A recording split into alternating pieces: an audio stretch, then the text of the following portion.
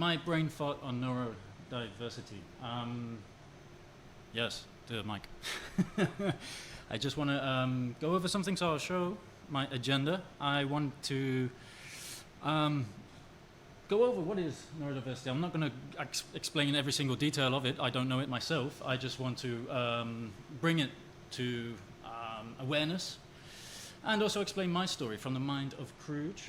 That is me, Danny Kruge. I'm an MCE. That's Schuberg. Maybe I should have done that before. But you will realize my mind goes here, there, and everywhere as part of this. So my story, ADHD and dyslexia. There's multiple parts of neurodiversity. They are named here. I'm not going to go through them. But yes, as I said, I have also dyslexia and ADHD. A very good quotation there from the Cambridge Dictionary. The idea that people having a range of different types of brain, including those with and without autism, should be regarded as part of normal human life, which I like. I don't like that it's there's a stigma, different or not the normal. I think I'm quite normal. People might think different, but yeah, what is normal is my thing. I don't know if I need to go into it more, but yeah, neurodiversity is, these are categorized parts of neurodiversity. I'm not going to explain all of them, but I will go into my story. To start with, I will go about what happened this year. I had a therapy session, and during the therapy session, she realized, as I am now, I'm a bit here, there, and everywhere. And I was looking out the window while talking to her, but still paying attention and having a full-blown conversation. And she was like, how is your scope of this conversation? Are you aware of what's going outside the window? I was like, yeah, I can see everyone going by. But yeah, obviously I'm supposed to be having a conversation with her, so I would be focusing on you, not what's going on over here. Oh yeah, squirrel. Whee, oh God. So she said, I think maybe you have ADHD. I was like, holy shit, okay, well that's news. It will explain a lot. So I did a test, and that shows that yes, there is parts, but what I also want to say with this is that I think everybody has certain levels of ADHD. So when I go into it more, you might recognize certain characteristics. Oh yeah, so, but there's certain levels. I guess like autism, you have a spectrum, you have all different people, same with dyslexia. But now, when that happened, it made me realize a lot. That week after the therapy session was hell. My whole life went before me, and I was thinking about every situation I've been in. And I was like, holy shit, how have I not known this before? It would have explained so much when I was in school. I struggled so much because with tests, I could not understand the question. And I messaged in a Python channel in Slack today about a Python course, actually you were with also. I struggled with the exercise questions. So the bits he was explaining and going through, processed in my mind, okay. But when it came down, okay, we got let's have a few minutes on the exercise, I struggled like fuck to understand the basic thing of, okay, we need to do this and this, because my brain was just full of information trying to process, okay, this. And it felt like when I was at school and there was a test, and it asked you, can you do this, whatever. And for the life of me, I have to read the question 10 times before I can get that in my head, because I can't focus on what, I'm so stressed about the other thing that this will not go in my head. So if I knew that in school, and so did the teachers, it may have been easier. So during one of my exams at school, I hurt my hand before and played it off like it was really affecting me, so I couldn't write, and I had an extra 45 minutes in the test to do my test, and I passed. Without that, I would have struggled because I would have had a lot less time, but it actually helped me just go through the stages. And I saw that throughout. During school, I struggled. I always had a teacher sitting next to me in every class because I was disruptive. I was a pain in the butt, probably still am. But that helped me then focus, and she could go through with what was needed to be done. With ADHD and dyslexia, you're considered slow because you don't match what you're supposed to be doing in school. I'm not understanding what is presented to me. I don't learn in that way. How do I learn? I have not. With IT, it just kind of sank in. So where I'm getting to is where it first started to click. School was a struggle. But when I landed in a first-line support IT job, I was also a pain in the butt. I was in the office being told off more than what I was actually doing my work. It wasn't working out. But a new manager came along, and she just took me under her wing, and she said, look, you're not inspired. Why don't you try and do the documentation side? I was still new and developing, and I ended up being a trainer for the whole department, still classed as new and developing. But, and one funny story about this is that once I was obviously progressing, there was new Wi-Fi installed in the retail stores for the company I was working for. No one really knew how they were configured somehow. They just kind of installed them. Me being first-line support and troubleshooting them, I actually wrote a whole document of how to support them and gave it to third-line support. I was still first-line support, new and developing. But yeah, you give it to me, I can figure it out, and this is where I knew, okay, something's working. I am not as dumb as people think. It's just, I'm just different or whatever. But I then realized I'm a smart guy, I say. So that's mostly about me, and obviously I've done quite well. I'm still at Schuberg, I'm still hired, so that I know of. So I'm still here. So I've obviously made a success out of knowing IT clicks somehow. Yeah, that's me. ADHD, and I'll go through positives and negatives, and I'll explain why it looks like this and it's all disorganized. It's organized in my mind. The ones in white are the ones I recognize, the ones in black not so much, and the ones which are italic are the ones which affect me most out of them. There's blogs online about all different things, so I am not a doctor, I am not a specialist, I'm just telling you from my point of view and experience. So lack of focus is one, and I explained this. Once I found out about it, it made more sense. I said to the team, please don't take offense if we're in a meeting and you just see me gazing and I've completely lost focus, and then I come back and I ask you to repeat it.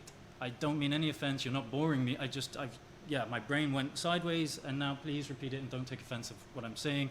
And that's, for me, it does happen a lot. The Python course, every now and again, I'll be thinking about something, the project I next want to work on, and it's like, holy shit, no one should be listening. Hyperfocus. You have lack of focus, but then you have hyperfocus. Hyperfocus, I think, is where it got me here today. I can work for hours and I would not have any clue about the time. It worked really well during my teenage years when I was making music. I would be there till 3 a.m., whatever, and I would just completely lose track, but I would make amazing songs. And nowadays, it helps me a lot with the projects I'm working on. When I'm super inspired, I can write good stuff and get things going very fast, which is nice. Impulsivity, maybe like this one, this presentation, it gets me in trouble. If someone says, oh, there's a party over here, yeah, okay, let me go. I'm a yes guy. I like to have fun, and I won't go any more with that. Then fatigue. I like this one because everyone sees ADHD as a lot of energy. Yes, it can be like that, but it's tiring. You have a lot going on in your mind. You have a lot of information going in. Your body's going crazy, and every now and again, and also the frustration. When there's so much going on in your mind, it can be frustrating when you just want to be like relaxed or so on. You get extremely tired, and it's hard to explain, but it happens. And that's also where the emotional concerns come in. I've also highlighted that one because I did go through depression. I suffered because I kind of lost what was going on, and this could probably explain that I didn't understand who I was or how I was and why other people seemed different. I say, everyone's what is normal, so on, but I did feel different. Now not. Now I know, and I have a bit more understanding about myself. But it got me down. I just felt like I didn't fit in. I was being told, slow learner, but I'm doing this. And an interesting one with that is that I spoke to a member of the team recently who also has ADHD, and that kind of was one of the first times, and I told him today, is that I felt like I had a similar wavelength. He told me his sort of things that he goes through, and I was like, wow, it sounds like you're taking the words out of my mouth. I've also put substance misuse on there, which I will explain about alcohol. And the therapist also laughed because the way I handled my ADHD was drinking. And if I drank and got a hangover, it slowed me down, and my brain could like process normally. So I'd go out, party, drink, and then on the Monday, Tuesday, Wednesday, it was like, and then it spikes up, and you're okay, let's go party again. So substance misuse comes on there. And disorder, I've also highlighted in attention deficit hyperactivity disorder. Everyone have different opinions. I don't like the word just because I don't feel like I have a disorder, but everyone has their own opinion. But I feel like it's a bad name. It just doesn't fit right with what I feel. But that's me. Enough about ADHD. The one I'm really also interested in is dyslexia. So where I explained about the tests and so on, there's a different way of thinking. And Sir Richard Branson, should I say, it's time we all understand dyslexia properly as a different way of thinking, not a disadvantage. And if people don't know, LinkedIn recently added a skill called dyslexic thinking as an advantage. And you can now put that as a skill on your LinkedIn profile because you do think differently, and that'll explain why and I am a very good troubleshooter. In certain situations, you put patterns differently, your brain is wired a bit differently. So they have 6 categories about dyslexic thinking. I'm not going to go into them, but you can see what they are. I think it has helped me in a different way, understanding problems and how I see a scope of seeing things.